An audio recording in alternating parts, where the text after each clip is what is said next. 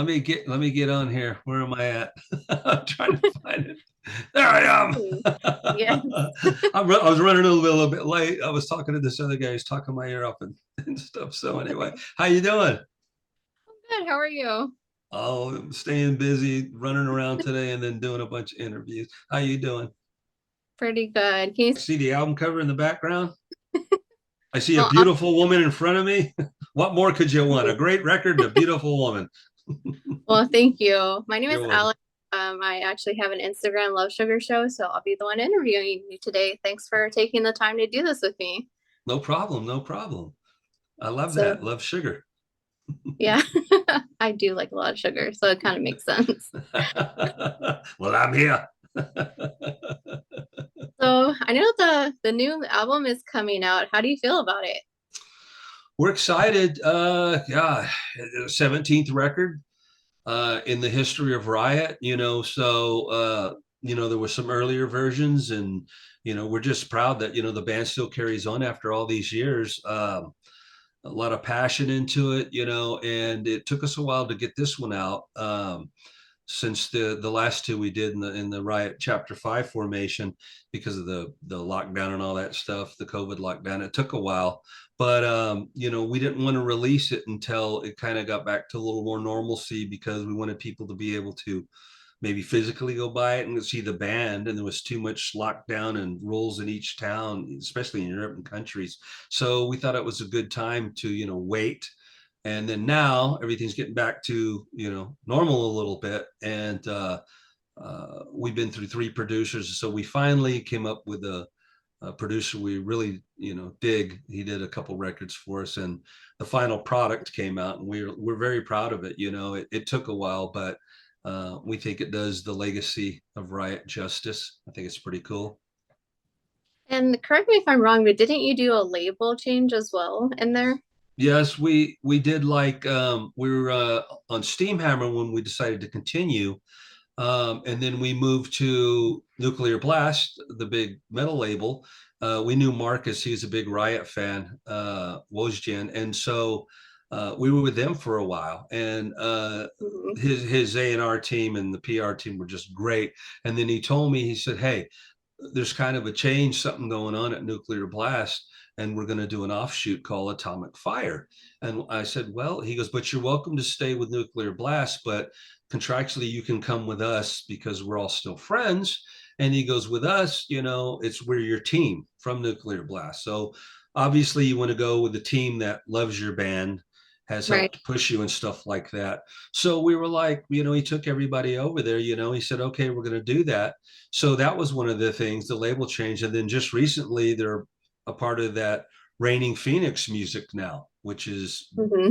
doing a bunch of labels and stuff. So we were like, okay. So finally, everything, the dust is settling, and they're finally gonna, that's why the record was pushed back. It was supposed to be released February 16th, and they said April 12th, and we were like, okay, the excitement was there, and then the excitement went down. We're like, we want to put it out, So anyway, so we're cool with it. They did that lyric video for High Noon, which was cool, and then they released the cool, more modern, a real one, the Feel the Fire. So yeah, we have a new label that's excited. The record, they love the record, and it seems to be getting positive reviews already. Well, that is awesome. I did want to talk a little bit about the album art as well. I kind of noticed that you guys have seals on all of them. Is there like a story behind that? We're still fanatics. No, actually, it's a long story. Yeah, it's a long story, and it goes way back, like Riot, that band started in first record was 77. And I wasn't in the band, I joined the band, later on, and but I know the whole history of it when I joined with Mark and some of the original lineup and stuff like that. And I know the whole stories about it. And we used to think the same thing. We are like, there's Eddie the Head from Iron Maiden, there's Rivet Head from Megadeth. Riot's got a seal. What the hell? So anyway, basically what happened on 77, the first producer of Rock City, Steve Loeb, his brother-in-law was an artist, an abstract artist. He did the first one to it was about the clubbing the seals back in the day, a long time ago when they had the clubbing the seals. It was like a real political thing. So he says now the seals are getting back. That's why there's bodies laying around a seal sitting there. So they kept it going, and then it kind of went from one thing to not so serious and kind of a fun-loving guy and kind of a warrior. So that's been one of the things. They've been like, Riot, great music, crazy album covers, but we're like, Mhm. it's just something that has stuck with us for 17 records, And so for the new record, when we decided to call it Mean Streets, the artist goes, I feel like motorcycles, but we'll put your guys on there like biker seals. And we're like, biker seals, hell yeah. So Great. biker seals on it, and it looks cool, man. He's got a babe on back, and he's got the other guys next to him. So it came out cool. But I mean, that's our guy. We call him you called him Johnny the Mighty Tior, and so because of the Johnny's Back song I wrote back in the '80s, so we call him Mhm. Johnny. So he'll stick with us. He'll be there with us. So does anyone in the band, are they like, do they like motorcycles or ride motorcycles, or is that Yeah, our lead singer is a motorcycle fanatic. He's got last time I was at his house, he's got like at least six Harley Davidsons and some collectibles. He's got some old school bikes too, and he rides them a lot. He rode one in a video, and people were like, wow, is that just a picture? It's like, I've ridden a motorcycle when I was younger. I haven't done one lately, but the guy goes, well, you know what? Let's do the seals, and then we'll put you guys on the bikes, and we're like, okay, the artist did that. But Todd is, yeah, he rides his bike every weekend. He's a big oh wow. Harley guy, and he's got some really nice bikes and stuff like that. Our singer, our Hercules guy. So what role did each band member play in creating this album? Well, I mean, everybody puts their, magic touch on it. The main songwriters have always been me and Mike Flinch, the guitar player, because, we have a lot of history with the band, and we have just carried it over. When we decided to keep going, after, the tragic passing of one of the original members, Mark Reale, he was our bro, our mentor. So when we continue on, we're carrying the torch, and we've always written songs. I wrote almost every song on Thunder Still, an old Riot classic.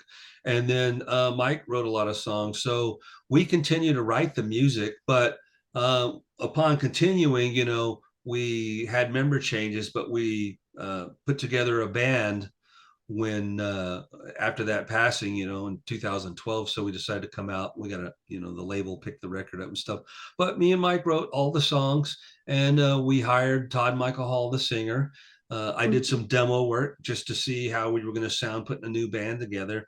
And Todd, he put his voice on there, and the guy's got a beautiful voice. When I heard it on my songs, I was like, holy cow, this guy's great. And he looked like $1 million. I looked at videos of him. I go, dang, I got Hercules singing for me, like a long hair ripped, So I was like, dude, this is perfect. He looks great and he sounds great. So when we hired the other guys too, we got Frankie from New Jersey. He fills big shoes from Bobby Jarzombek, who was in Sebastian Bach and Fates Warning and Robert Halford, and now he's in George Strait's band. So that's kind of crazy.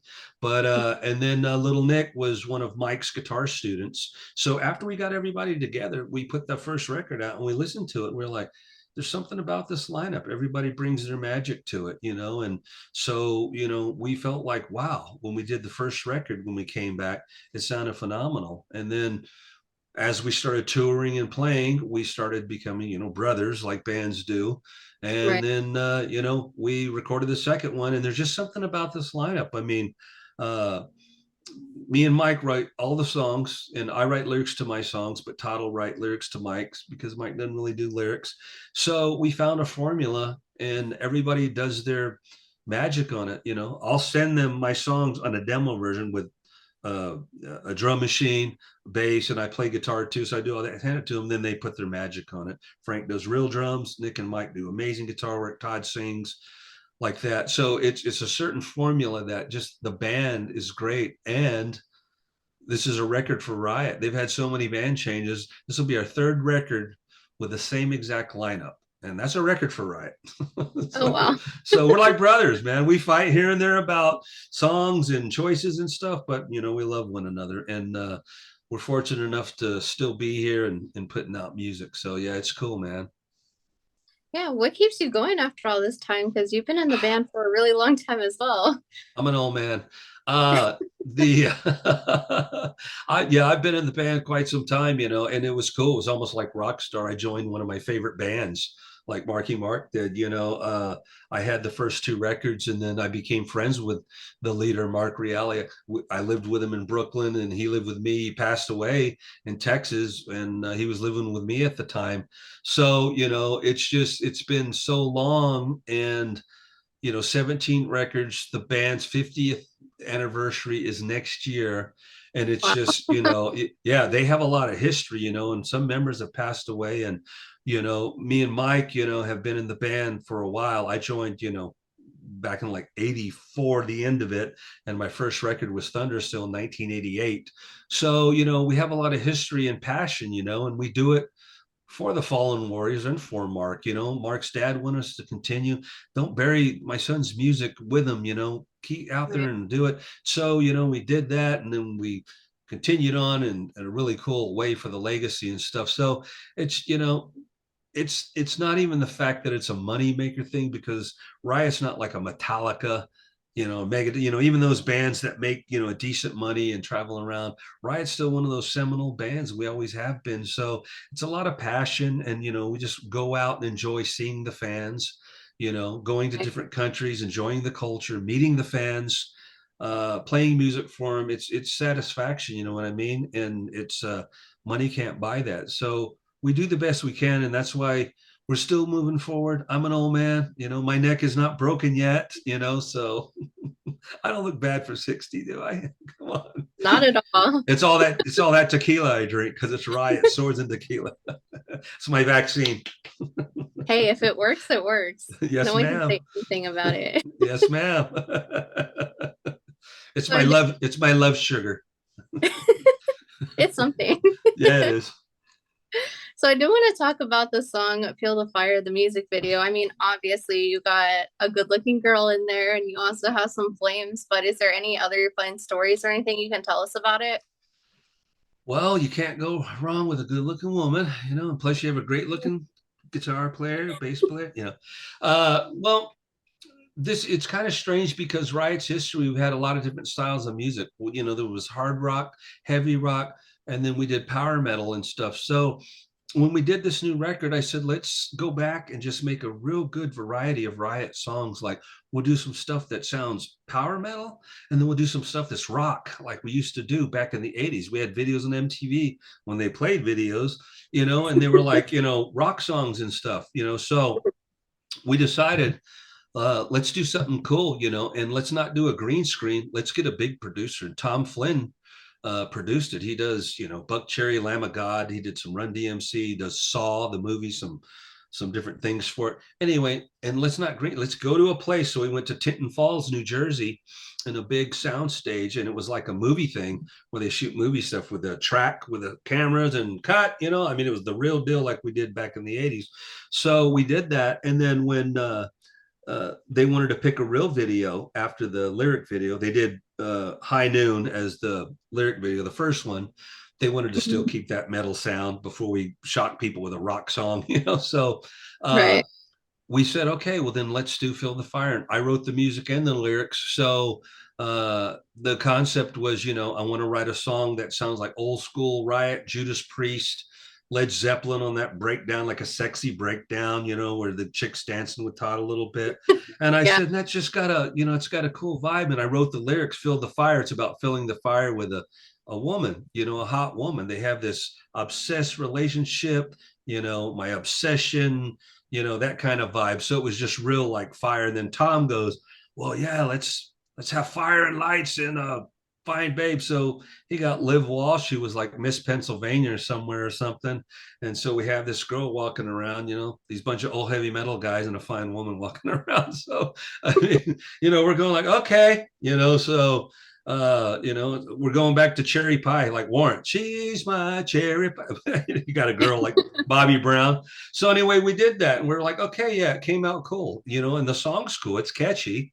So we've been getting a lot of positive, responses for the other high noon lyric and this one mainly. So Mhm. I'm digging it. I mean, I think it sounds good and it has that good, powerful sound. It's not real power metal. It's just straight up heavy rock. You know what I mean? Do you like it?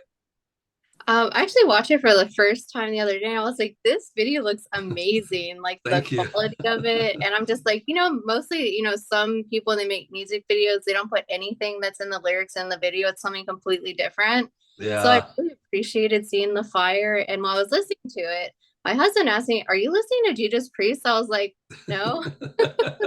Yeah, the riff sounds similar to Grinder. People told us that, but they do this A thing old school, and we're doing a F sharp, and then we do a little Def Leppard kind of chord kind of thing there. But it's just like influence, you just feel Mhm. it, you just feel the fire. No, you just kind of feel it, and just when it came out, it became one of our just heavy rock songs, and we're like, this sounds really good, and the video's old school, but it's like what you said. It's yeah, and it's about Tom just said right away, I can feel the fire, and he had these Mhm. jets and lights, and got to have a woman in there, and we're like, all right, so he put it in there, and when we saw the final outcome of it, man, we're like, wow, this is really cool looking and it sounds great. So hopefully us, playing, the rock stuff like back in the day, along with our power metal, fans will love it and maybe grab some new ones.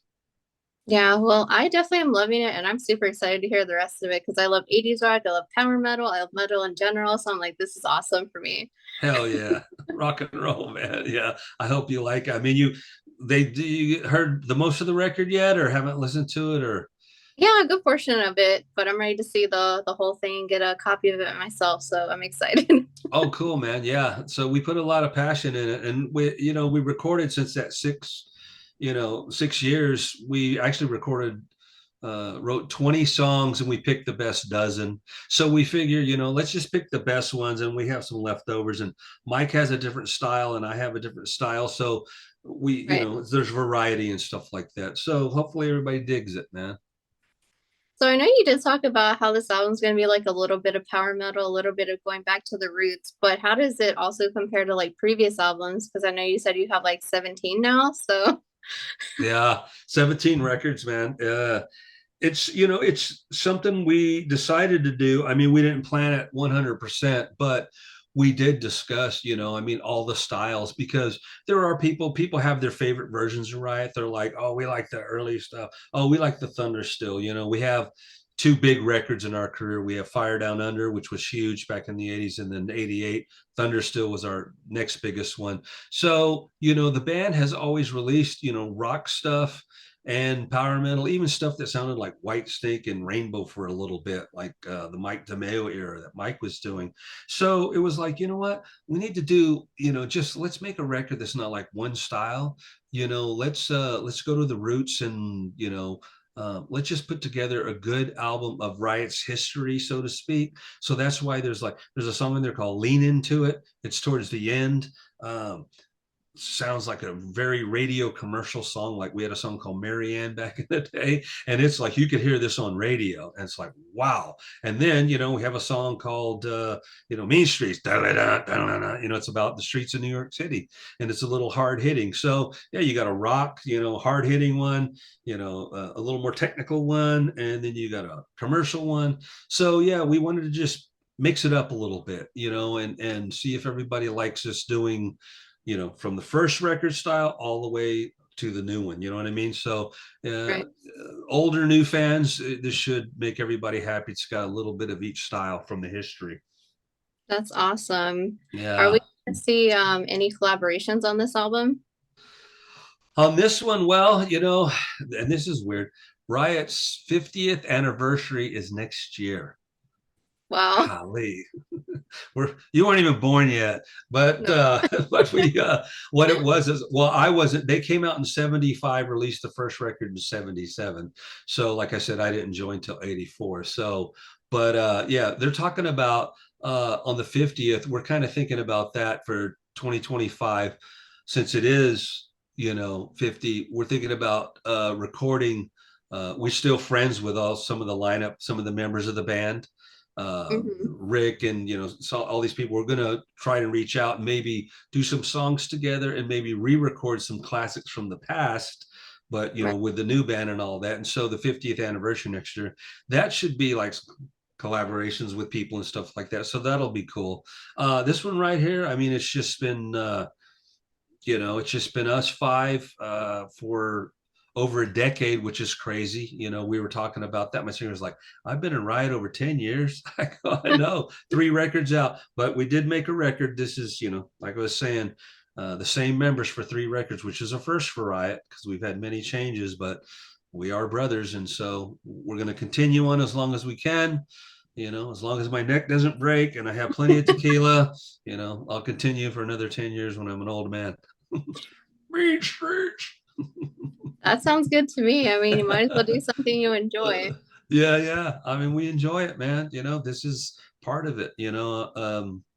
Like I said, when it's not a big fucking corporation like a Metallica or something. It's just like, no, we like the little things. I like doing interviews with you, with people. It's fun to Right. do. When we go to countries, we get to be with the culture, the food. In Spain, Spanish people, Greek, you know what I mean? Greek people, Greece and stuff. So I mean, it makes it worth it, And we love meeting the fans and just hanging out. We never do those paid meet and greets. It's like, I'm not going to charge you. You just bought a ticket and bought my record, man. Come take a picture with me. Come on, man. That's true. I mean, I'm not saying I do like some really big bands, but I prefer the smaller ones because I feel like it's more intimate. It's like you feel like you're not just, another number. You actually are a fan who, the band appreciates you, which is That's nice. that's how we are. We really appreciate all the people. I mean, we do. After we finish, we always tell them go to the merch booth. We're going to be there, and we'll pose and I share my bottle of tequila with people. We take pictures, we shake hands and everything, and it's really cool. We like the intimate stuff. I mean, we do play some of the. We're playing like Sweden Rock and Wacken and some of these bigger festivals, Yeah. and it's cool. But it's just a big mass. You're not real personal, but when you do the smaller things, you are. But we've always had those kind of fans, and I think that's why we're able to continue with the 50th year anniversary and 17 records because Mark, the original guy, he used to tell me the longevity of a band is through good music, and he says as long as you're putting out some good songs, they're going to stick with you. When you start putting out crap, they might not be there. So hopefully we will last for a while and our people will be with us. I don't know about sharing my tequila. I think I would at least charge for that because, tequila's not cheap. I drink Cuervo Gold. Everybody like, what? Like, that's my poison. Well, I mean, when I was a kid, I could drink everything, but now when I'm an older guy, I got to stick to one. I can't mix. If I mix, I'm crazy. But we do tequila because, Riot's the tequila band. We had Swords and Tequila, which was a big rock song. And we have tequila in a lot of our songs. We're sponsored by Cuervo. It's backstage. So basically, you'll see me when I walk out. If you find me on YouTube, I cheers the crowd with it. And I even do the bless the stage with it and do a sip. But yeah, when I'm by the thing, I'll pour people shots and stuff like that. And it's just a celebration, we have fun with people. I mean, you got to party with the people that made you who you are, without them, we're nothing. True. Talking about tours, do you have anything scheduled for like the US or South America? Or I know there was some, I think, that I saw in Europe. Yeah, we have some stuff coming up. We're doing Iron Maiden tour for 2 years. I'm just kidding. That'd be cool, right? No, actually, what we have coming up is after the record comes out April 12th. It starts May. The first date is in Warsaw, Poland. So that'll be cool starting off there. And, it goes for almost 3 weeks. And that'll be the first one. Then we started in Europe. We were talking about doing some April dates, but they're not solidified at this point. But it was with Queensryche Armored Saint that's doing it now. They were going to throw us on for a couple weeks, but that's still in the works. But after that, we're doing the festivals during the summer and some U.S. dates. We're doing Japan Australia, then South America in September. And we're going to be in the States doing, we don't do long big tours sometimes unless we're another band. We'll do like, we'll do a West Coast, take a break. We'll do Midwest, East Coast, Texas, all that kind of stuff. So we have Cleveland, Milwaukee. We have different things being booked right now. So we're gonna cover as much as we can and get out there and promote this new record for everybody. So Well, that'd be be awesome. I know prepared. Where are you you're at? ready. I'm actually in Minnesota. Minnesota. Yep. Minnesota. Yeah, our singer lives in by Detroit, Saginaw, Michigan, by Flint. So he's up in them things. And then my brother lives in Wisconsin. So I don't know. Okay. They're all y'all are all cold right now, aren't y'all? No, winter's only lasts 33 days so far this year, so we're doing pretty good. It's like 40, 40s. Yeah. Oh, that's not bad. I'm in with the band's from New York, and I'm up there when I do business. But I bought a house in Texas, so I'm in Texas right now.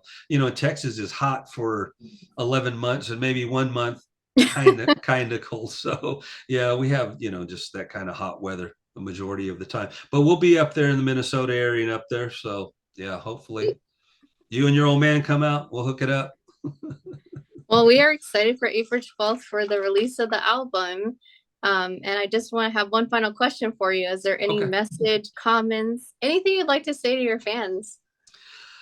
Oh man, I just want to say thank you for being there all these years. It means a lot. Like I was mentioning, if it wasn't for you, there would be no Riot. We do this for you, passion. It's never been a big money maker thing. So we thank you for your support all these years. That's why we continue. So hope you enjoy the new record and then come see us play. And it's just awesome. It's a love relationship with you. So come see us. Okay. Okay, love sugar. Sounds good. Thank you so much for taking your time to join me in this interview. The time No went by problem. way too fast. All right. Well, thank you so much, Alex, and you have a wonderful day. You too. Take care. Okay. Bye bye.